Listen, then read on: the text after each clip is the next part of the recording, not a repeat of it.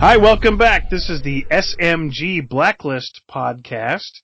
I'm your host, Jacqueline Grosky, and with me is... Melissa Maxey. We are going to be talking about today, episode number 16, Mako Tanida. And he is a criminal that they had captured with the task force, and he comes out of, I guess he escapes... What was the jail? Hokkaido, Japan. Hokkaido. That's where the location, that's where it was. So he's escaped from there, and one by one, he's looking for all the agents that were involved, I guess, in that raid. His brother had gotten killed. Yeah, and can I say that the actor, Hoon Lee, I recognize him from Banshee, because I watched Banshee.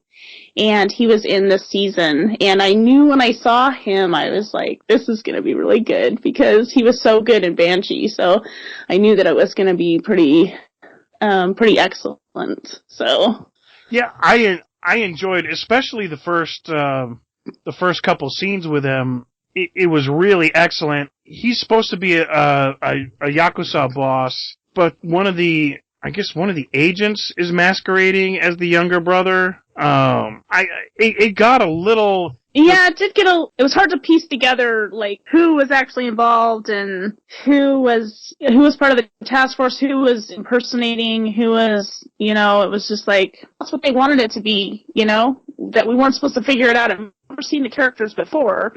It's not like we had a reference. They kind of just plopped them in and said, here are these are the guys that were chasing Red and part of the task force. And so, because I didn't have a face and a name until now, it was hard for me to kind of keep track through the episode. Yep. And so, didn't we find out that Mako Tanida wasn't even Mako Tanida? It was somebody masquerading as him who was trying to kind of take over his drug trade. Mako Tanida actually had died in the prison. And so, it was rather confusing. So, the Mako Tanida lookalike gets these agents who were involved in the original raid to kill themselves for a brother that wasn't even really this guy's. And so I think really this episode was really more about Wrestler and Tom. And Mako Tanida kind of was like this kind of confusing backstory. Yeah, I think that you're right. I think that Wrestler... it was mainly about Wrestler, about finding out, it was kind of like finding out, like, where everybody fit, like, where Wrestler was, what he was willing to do, what he, if he was gonna turn to the dark side, and a little bit more about Red's past. And then Tom was like, that was a big thing about Tom, because it was about the reveal about who he was, and... Right. Twitter was like a hornet's nest with, who is Tom Keene? Yeah, it's been like that for several weeks. Everybody was pretty excited about finding out more information about him. Oh, everybody's been asking, but man, it was like Twitter had just lit up like a Christmas tree. Like a Christmas tree, and it was just crazy. And all I wanted somebody to do is just stop that guy. Basically, everybody's kind of walked all over him. They've got like 2 or 3 different groups.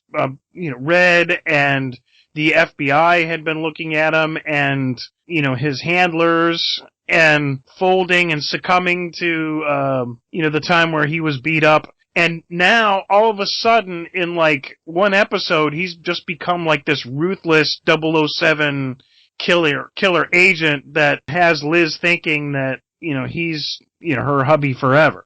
Yeah, the change was pretty dramatic. I thought that they would...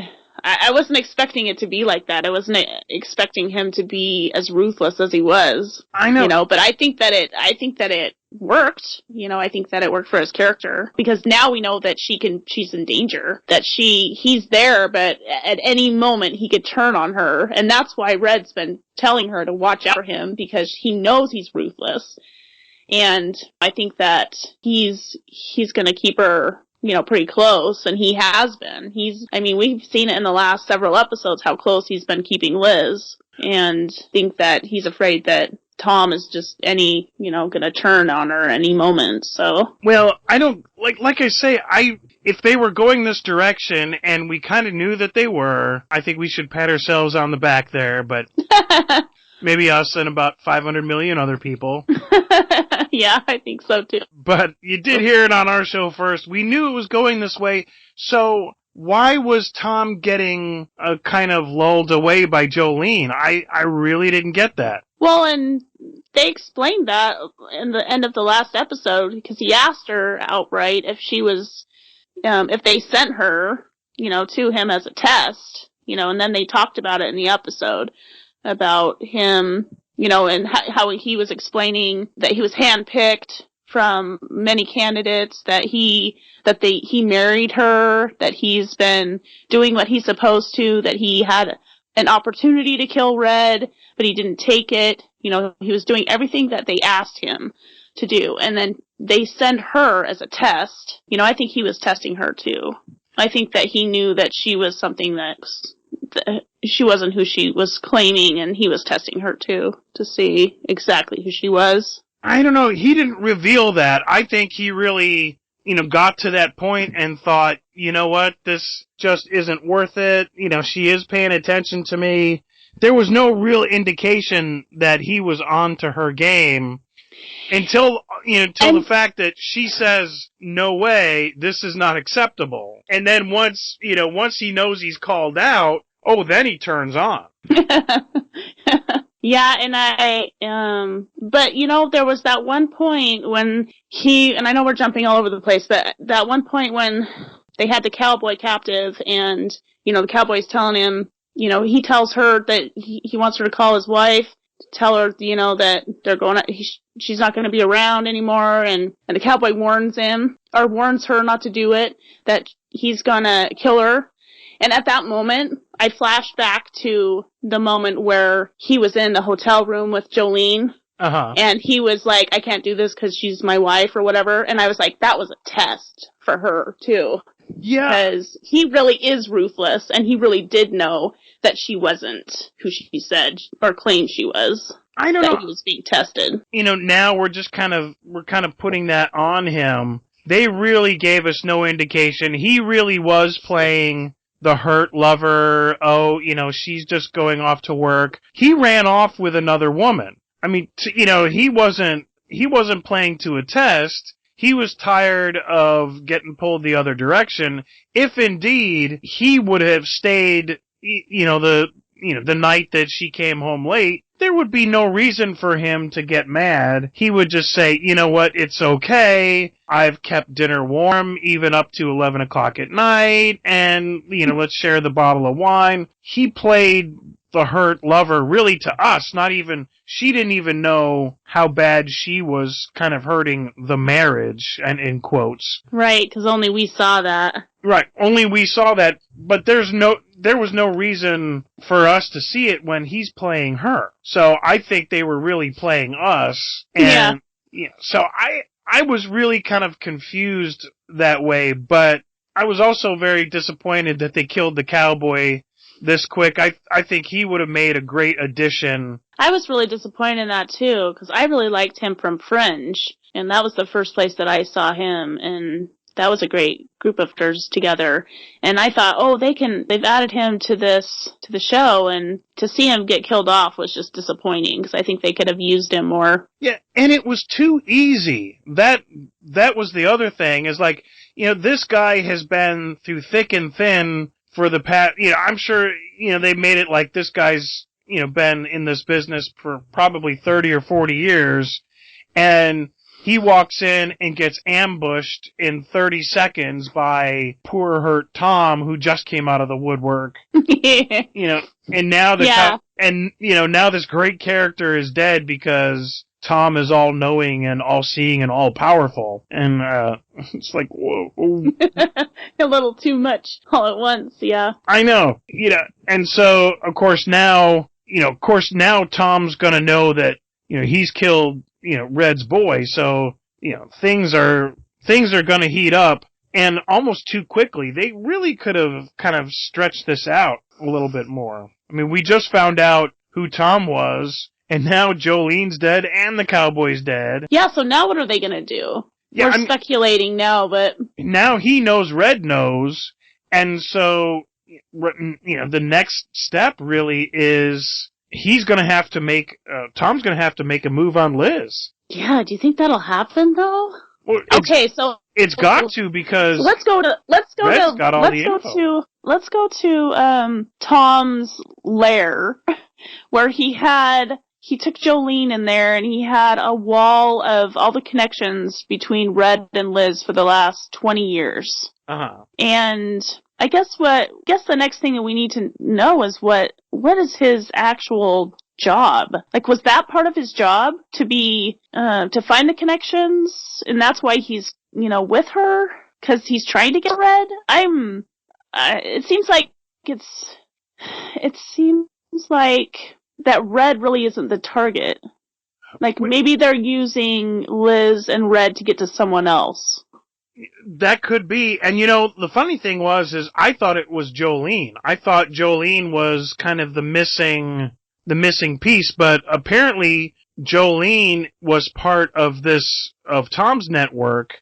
And, and that's the other thing is, why did Tom feel like he had to kill Jolene, where isn't he going to feel some repercussions from his own network?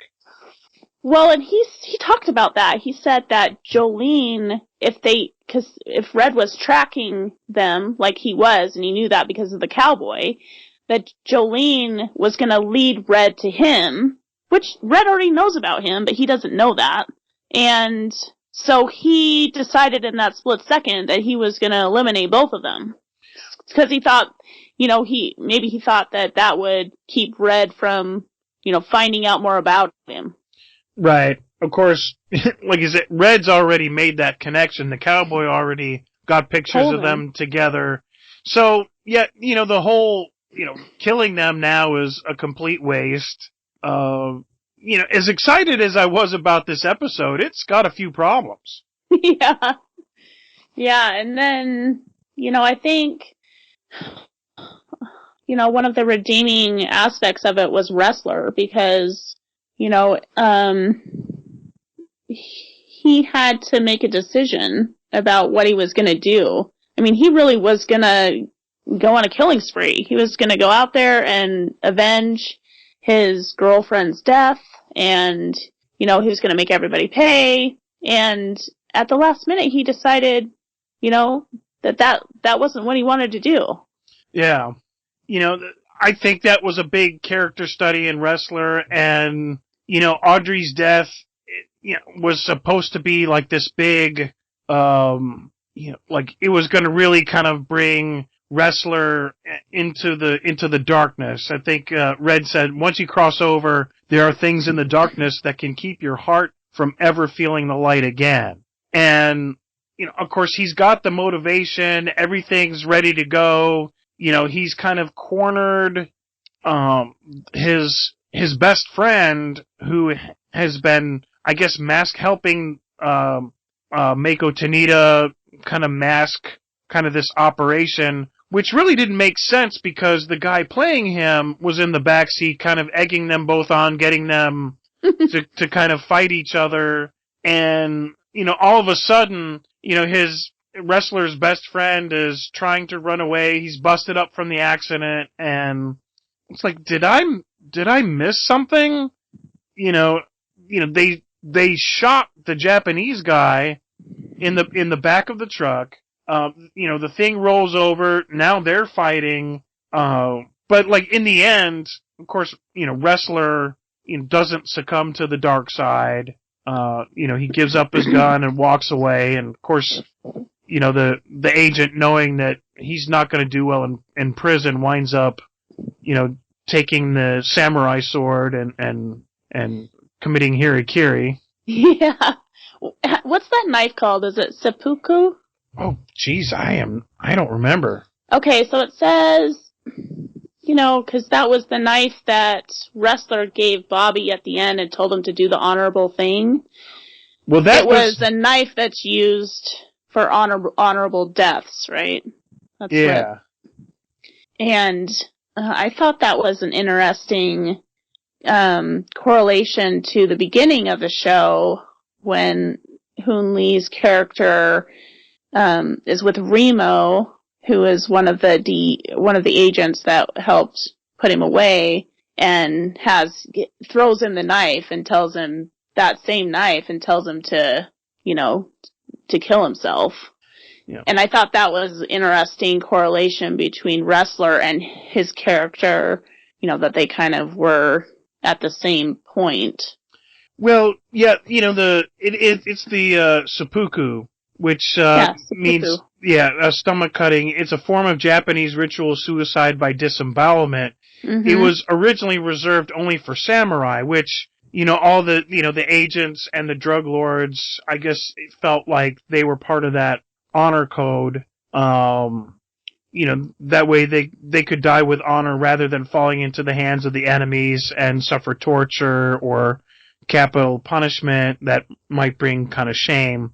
So that kind of it kind of tied the whole Japanese culture, and the whole warrior theme kind of carried through. Yeah, through the whole episode. That was kind of cool. So yeah, so that was that was one of the better elements that kind of tied everything together, I thought. There was something that Agent Wrestler says too. Oh, he tells Bobby that because of Red, Audrey came back in his life and he got to spend 3 months with her. And because of Bobby, he lost her. Yeah. I thought that was a pretty poignant statement from him. Well, since Tanida was the one, or fake Tanida, and my confusion still kind of remains here, but Tanida was the one that shot her, and if, first off, if he's the one with the warrior code, I thought that was a pretty cowardly thing to do. But how did they get from Tanida to Wrestler's best friend being responsible for this? I really kind of missed something there. I'm probably going to have to watch this again just to see where that connection... That when Liz goes to Reddington because she knows Wrestler's on a rampage. She knows he's going to go out and do something stupid. So she goes to Red and asks him, please give me some help because I want to make sure that my partner isn't going to do something stupid. Right. And that's when he tells her that Takeda's actually dead. And so when they do their search, that's when they figure out about the team members. Some of them are dirty. I don't think they realize which ones are at that point, but they know that there was something mishandled in the way that it went down. And so and that's when it goes to, Wrestler in the car with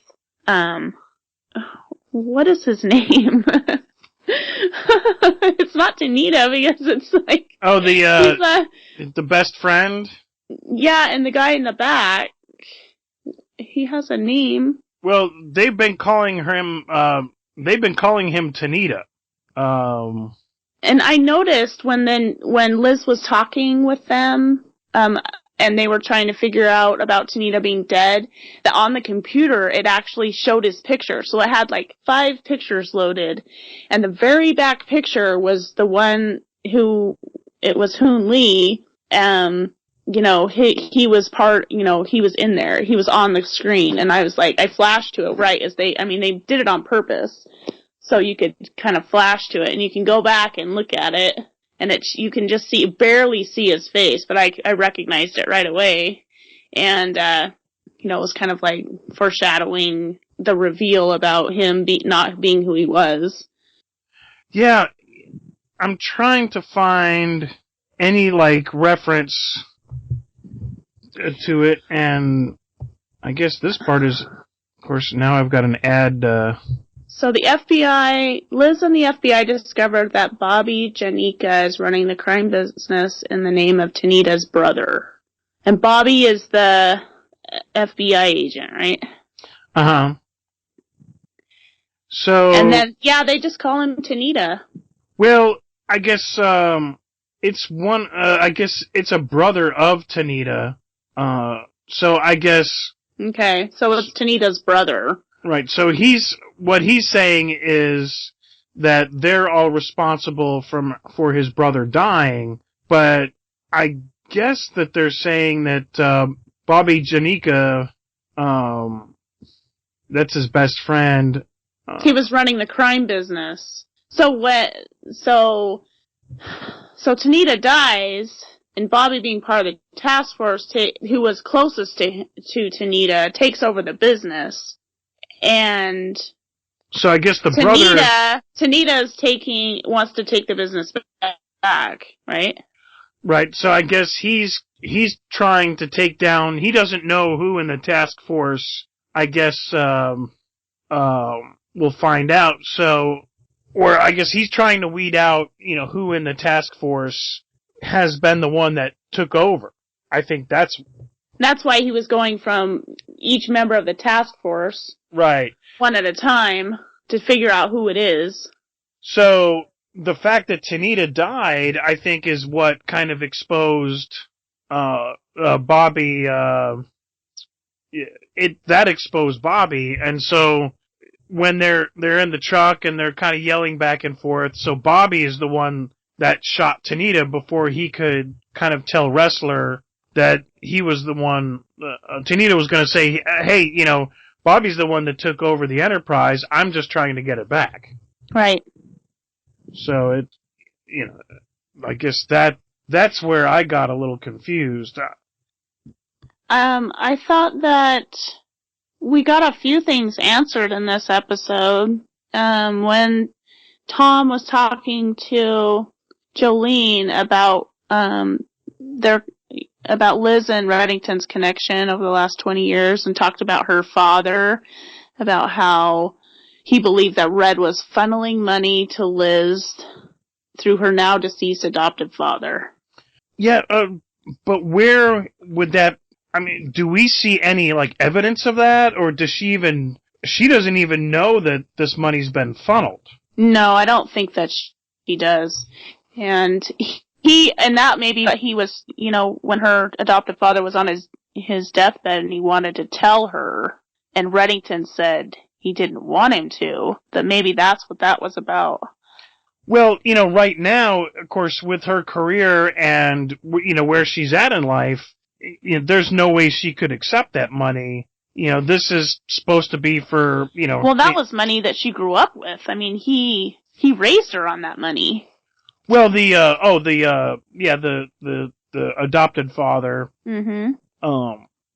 But yeah, they've been, I guess that's how they made the connection because Red was funneling the money. I think it harkens back, they're kind of alluding to the fact that Red was a full-blown naval officer with a very promising career. One of his kind of classmates is an admiral who took quite a bit of heat when Red went to the dark side, and in the last episode, Red says, hey, you owe me a favor, and I've got this admiral whose career got stalled, and it needs to be unstalled. Right.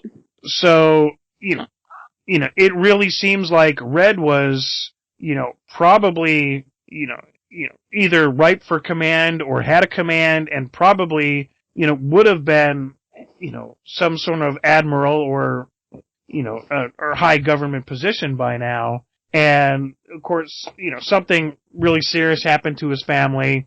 And, like Red says, once something like this happens and you go to the dark side, there's no coming back. And that's where Red's whole career started, is, some criminal enterprise took away his family, and, he's been looking for revenge ever since.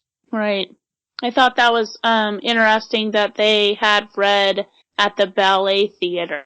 It was like an innocent time of his life that he relives. It seems like yearly, basically, that he donates money to the theater, and, they showed a couple of clips where the dancers were talking about him being a benefactor and about how his daughter was used to perform there, and at the end it shows him watching by himself Swan Lake, and he flashes back to seeing his daughter dance. That innocent time of his life, innocent time before everything changed, that he likes to, relive by watching. And he's kind of the Renaissance man. He takes over a place that had like this exquisite library. He collects, exquisite antique art and, fine art, antiques, and, he's very much appreciates fine music and fine art and, kind of the things that seem to be lost on the average American. Mm-hmm. You get into most other countries and, most everybody overseas knows the difference between a Renoir and a Van Gogh. And the average American can't even tell you the capital of their state, much less, what Mozart or Bach or... what they sound like, the difference. Right. Yeah. Or, even, the major art things. And, it's, if you want to seem educated, why do people study art and music? Because, it's an abstract form that has lasted through the centuries for a reason. And, you can't quantify abstract. And, no. It really takes, it takes education and learning. Once you learn what 2 + 2 is, your math career is kind of over. With music and art, it changes all the time based on who's looking at it. Everybody has their own perception of what art is, and that's why art changes all the time. And I think that the visual aspect of art and being able to hear music too is so much different than anything else. I mean, and I'm a visual person and I want to be an artist, so I'm fascinated by the visual aspects of everything. The music, the way that it looks, the colors, how they, make everything come together. Not just, what's written on the script, but how the production is put together. Yeah. And that's what brings me towards shows like, The Blacklist, The Killing, The X-Files. It's those aspects that draw me towards those types of shows. Yeah, it's that appreciation of the finer things in life that you just can't put you can't put a solid grip on. It's and that's what makes it so special. Yeah. But that was it was another kind of glimpse into what Red's family life was and what he lost and why he's going after all these people on the list, because one by one we're going to find out, just like at the same time, is what happened to Red's family and who killed them. Yeah. That's going to be great. I can't wait. I hope they drag it out, though. I don't want it to be over on the first season. I know, and I mean, it's moving so fast. I don't know how they can drag this out much longer, because Red already knows what's going on with Tom. Tom doesn't think. I mean, he still thinks he's so suave that that Red doesn't know. His connection to Jolene, and I mean, I think what's going to happen next is the reveal of Liz finding out who Tom is, and I hope they drag that out through a few episodes. It looked like they showed some previews for the next episode, and I hope it was a tease and they're not going to reveal it so soon. But I think it's going to be interesting to see, because really what it's going to happen is Liz is going to. When she finds out about Tom, her whole world's going to turn upside down, like everything. And so Reddington is going to be right there by her side to kind of pick up the pieces. Oh, yeah. So, and I think that's his end game, really. Well, yeah, I think, Red's there to protect Liz at all costs. And, I think, what other reason than the fact that she's got to be his daughter is he just this protective? I mean, she's not that great of a profiler, because she's already pretty much fooled by Tom.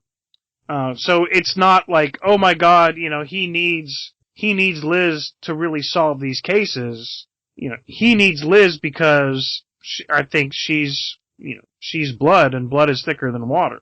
Right. Exactly. So, well, it'll be cool to see what other things they reveal about Liz herself, considering the last episode she was doing few hand tricks, like she had a few tricks up her sleeve, from her past, and they haven't really revealed very much about her past, except that she was adopted and who her adopted father was, but not how she lived exactly and how she got into profiling and, so those will be things that they'll be able to reveal to us over time. Yeah, so, I feel like we've lost that Jolie connection. That's gone. The cowboy's gone. Tom's kind of out of the woodwork. So we've got, we've lost lost the cowboy. We've lost all these interesting stories.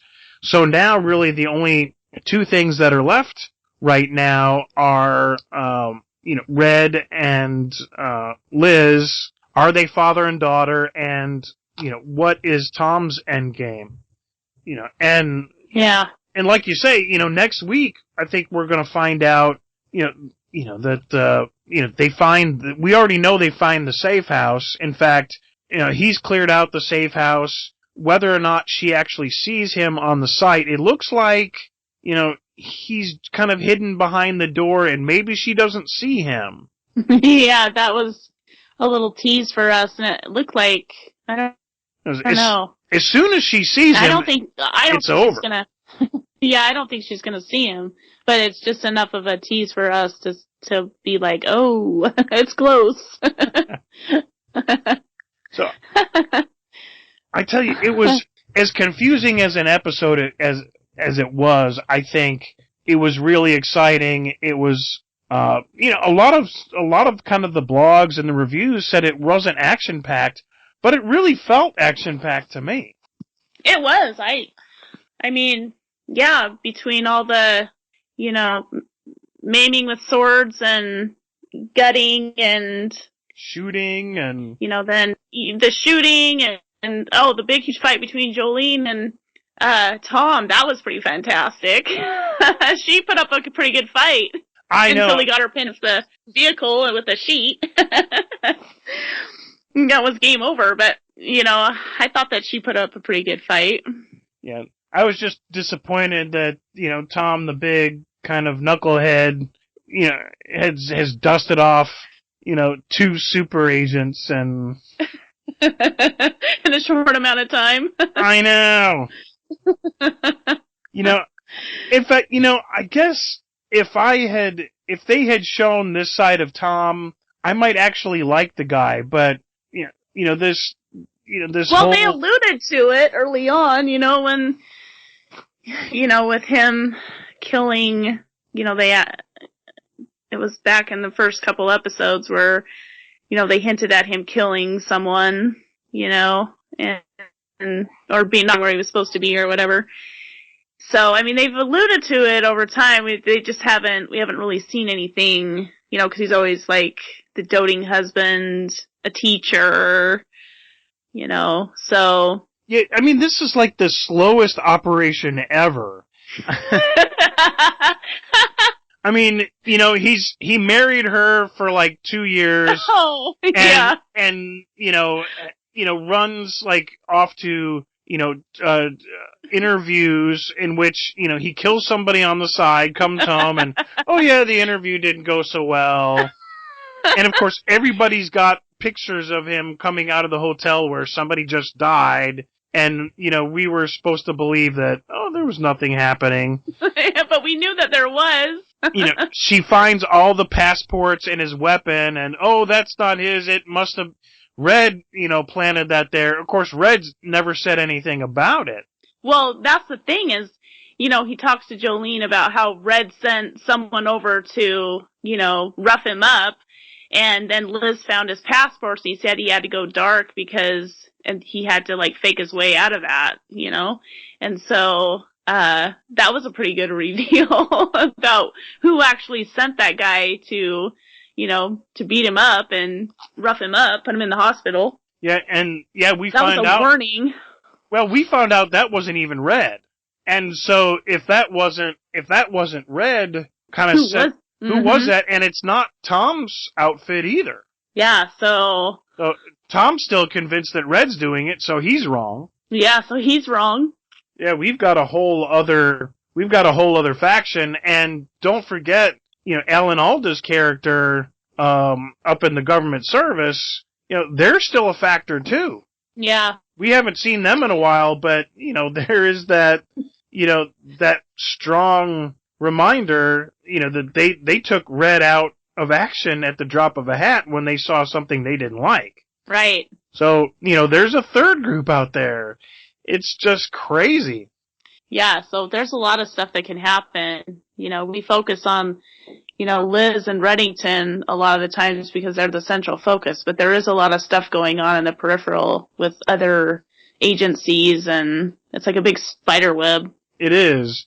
And, so the next one is going to be very Tom-centric. I am kind of seeing a thing where there's less of the list and more of kind of the central characters.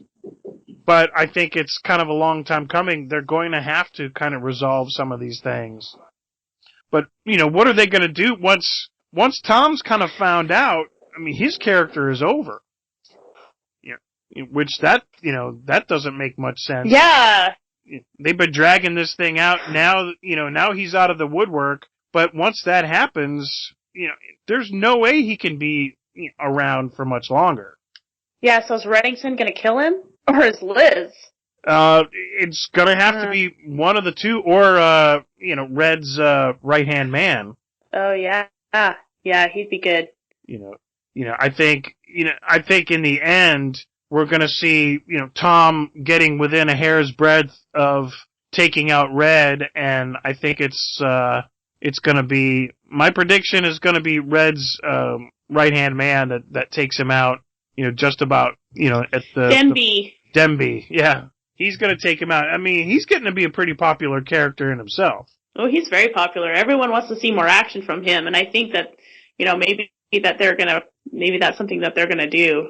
They're gonna bring him to the forefront and have him, do some work.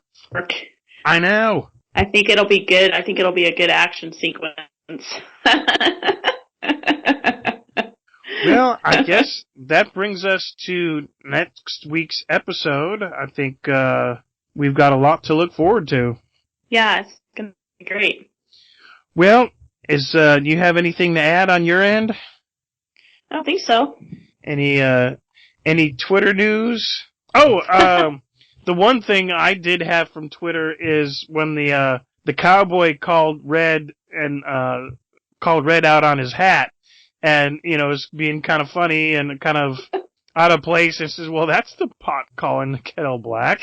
Yeah, that was pretty good. I like following Twitter when, during while we're watching the show. It's pretty fun to see what people's comments are and what the lines that they quote and the reaction they get.